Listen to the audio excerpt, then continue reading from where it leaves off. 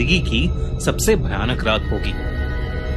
ये बात तब की है जब 14 साल का काशी मुंबई में अपनी फैमिली के साथ रहता था। काशी के माँ बाप रमा और संजीव दोनों दिल्ली के रहने वाले थे और वो दोनों शादी के बाद काम के सिलसिले में मुंबई शिफ्ट हो गए थे। काशी दिल्ली बस एक ही बार गया था जब वो 5 साल का था। बहुत सालों बाद काशी के पापा ने पूरी फैमिली के साथ एक ट्रिप प्लान की। वो अपने बेटे को दूसरी बार दिल्ली ले जाना चाहते थे ताकि वो अपने दादा दादी का घर देख पाए। मुंबई से ट्रेन रवाना हो चुकी थी। काशी मुस्कुराते हुए खिड़की के बाहर अंधेरे में झांक रहा था। उसकी माँ रमा उसके पास ही सो रही थी। सोते हुए रमा को एक सपना आया। अपने सपने में रमा को अपना छोटा बेटा नितिन दिखा। ये बात बहुत अजीब थी क्योंकि अपने छोटे बेटे नितिन को याद करना रमा बहुत पहले ही छोड़ चुकी थी। चलती ट्रेन में सो रही रमा के माथे से पसीना बहने लगा और एकदम से उसकी आंख खुल गई।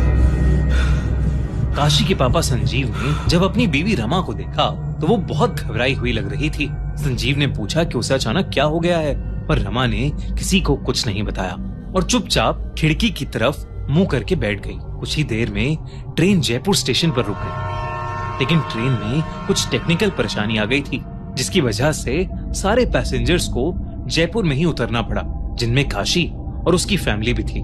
काशी के पापा संजीव ने प्लान किया कि वो आज रात जयपुर में ही रुक जाएंगे और कल सुबह पहली ट्रेन से दिल्ली के लिए निकल जाएंगे। रात के करीब 12 बज चुके थे और बहुत अंधेरा हो चुका था। काशी के पापा ने रेलवे स्टेशन के पास ही एक होटल ले लिया।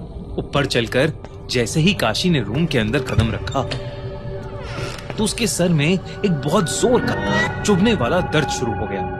काशी ने सोचा कि ये मामूली सा सरदर्द होगा और इसलिए अपनी माँ को बिना बताए वो बिस्तर पर सोने के लिए लेट गया।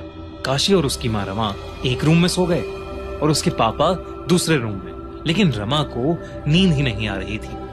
वो पूरे टाइम अपने छोटे बेटे नितिन के बारे में ही सोचती रही। जब काशी 5 साल का था तब उसकी फैमिली में उसके छोटे भाई का जन्म हुआ था जिसका नाम नितिन था। लेकिन नितिन के साथ एक बहुत बुरा हादसा हुआ था। 5 साल का काशी और करीबन 1 साल का नितिन अपने माँ बाप संजीव और रमा के साथ ऐसे ही ट्रेन से एक बार जयपुर जा रहे थे। काशी के पापा संजीव ने जयपुर से वापस लौटते हुए छोटे से नितिन को पूरे टाइम अपने हाथ में ही पकड़ रखा था। पर रात में करीब 2:30 बजे 2 मिनट के लिए संजीव की आंख लग गई। ट्रेन के छोटे से झटके से जब संजीव की आंख खुली तो नितिन उनके हाथ में नहीं था। ये देखकर संजीव ने जल्दी से रमा को नींद से उठाया और उसे सब कुछ बताया।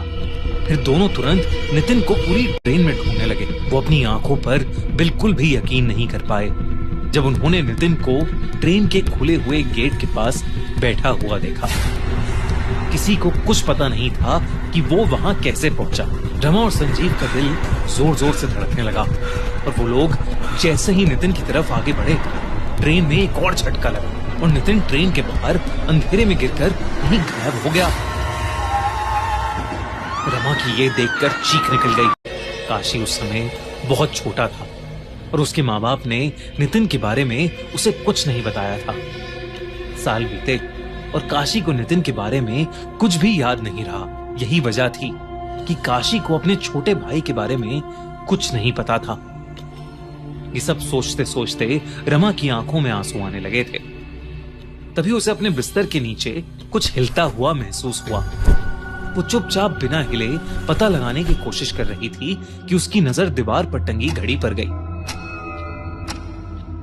रात के 3:30 बज रहे थे।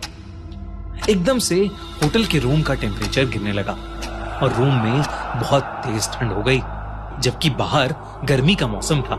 रमा को जयपुर की गर्मी में तेज ठंड लग रही थी। रमा को कुछ बहुत अजीब लग रहा था। तभी रमा की पीठ के पीछे से एक आवाज आई, माँ पीछे मुड़कर मुझे देखो ना, मैं हूँ आपका नितिन। रमा के कान में कोई बहुत धीरे धीरे उसे पुकार रहा था और पीछे मुड़ने के लिए बोल रहा था। वो आवाज सुनकर रमा की रूह कांप गई और डर के मारे रमा एक ही करवट में लेटी रही। रमा को ऐसा लगा कि जैसे उसका छोटा बेटा नितिन वाकई उसे पुकार रहा है। वो मुड़ने ही वाली थी पर रुक गई। रमा को कहीं से याद आया कि जब कोई आत्मा पुकारती है तो पीछे मुड़कर नहीं देखना चाहिए। कुछ देर तक आवाजें उसे यूं ही पुकारती रहीं, पर कुछ मिनटों बाद वो अपने आप बंद हो गईं।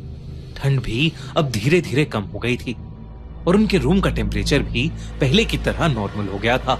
जब चीजें ठीक हुई तो काशी की मां ने बड़ी हिम्मत करके पीछे मुड़कर देखा तो उसे वहां कोई नहीं दिखा। कोई था तो बस काशी। रमा ने देखा कि काशी का मुंह खुला हुआ है पर उसकी आंखें ऊपर छत की तरफ देखे जा रही हैं। ऐसा लग रहा था कि मानो काशी का मुंह अटक गया हो। रमा ने काशी के माथे पर हाथ रख के देखा तो वो बुरी तरह तप रहा था। काशी को बहुत तेज बुखार था। रमा ने काशी को दवाई खिलाकर उसके माथे पर गीली पट्टियां रखी, लेकिन उसका बुखार उतर ही नहीं रहा था। फिर रमा ने दूसरे रूम में लेटे संजीव को उठाया और उसे सब बताया। जब रमा और संजीव वापस कमरे में आए तो उन्होंने देखा कि काशी जोरों से कपकपा रहा है। ऐसा लग रहा था कि जैसे उसे दौरे पड़ रहे हों। अचानक से काशी की आंखें सफेद पड़ गईं और वो हवा में ऊपर झूलने लगा। और तभी किसी बहुत ही छोटे बच्चे की हंसने की आवाज पूरे कमरे में गूंजने लगी। कमरे की सारी लाइट्स जल-बुझ करने लगी, वो लाइट्स भी जिन्हें कभी ऑन किया ही नहीं गया था। रमा और संजीव को कुछ समझ नहीं आ रहा था। संजीव जल्दी से होटल स्टाफ को चीखते हुए मदद के लिए बुलाने लगा। जैसे ही होटल का स्टाफ वहां आया वैसे ही काशी बेजान होकर बिस्तर पर गिर पड़ा और सारी लाइट्स ने भी जलबुझ करना बंद कर दिया। जब रमा काशी के पास गई तो काशी की आंखें बंद थीं। वो बिल्कुल भी रिएक्ट नहीं कर रहा था, इसलिए वो लोग तुरंत उसे पास के हॉस्पिटल ले जाने लगे। लेकिन जैसे ही काशी होटल से बाहर निकला उसकी आंखें अपने आप खुल गईं और उसका शरीर भी अब पहले की तरह तप नहीं रहा था। काशी को ज्यादा कुछ तो याद नहीं था, लेकिन उसने बताया कि उसे एक छोटा बच्चा अपने रूम की खिड़की पर बैठा दिखाई दिया था। उस रात रमा और संजीव काशी की ये बात सुनकर बहुत ज्यादा घबरा गए थे। किसी तरह उन्होंने पास के हॉस्पिटल में ही वो रात काटी और सुबह होते ही वो बस से दिल्ली के लिए निकल गए। काशी अब बिल्कुल ठीक था। ऐसा लग रहा था कि जैसे उसे कभी कुछ हुआ ही नहीं था। दिल्ली पहुंचने पर संजीव, काशी और रमा एक पंडित के पास गए और उन्होंने पूरी कहानी उन पंडित को बताई। पंडित ने काशी के माँ बाप को बताया कि कल जो भी रूम में आकर रमा को पुकार रहा था वो उनका छोटा बेटा नितिन नहीं था, बल्कि कोई और आत्मा थी जो उनकी दुख भरी याद का फायदा उठाकर अपना काम करवाना चाहती थी। उन्होंने काशी के सर पर हाथ फेरकर मुस्कुराते हुए बोला कि अब उन्हें कोई परेशान करने नहीं आएगा। पंडित ने आखिर में काशी के माँ बाप को अलग से भी बोला कि उनके छोटे बेटे नितिन की आत्मा अब भी उनके साथ है और हमेशा उन तीनों की रक्षा करती है।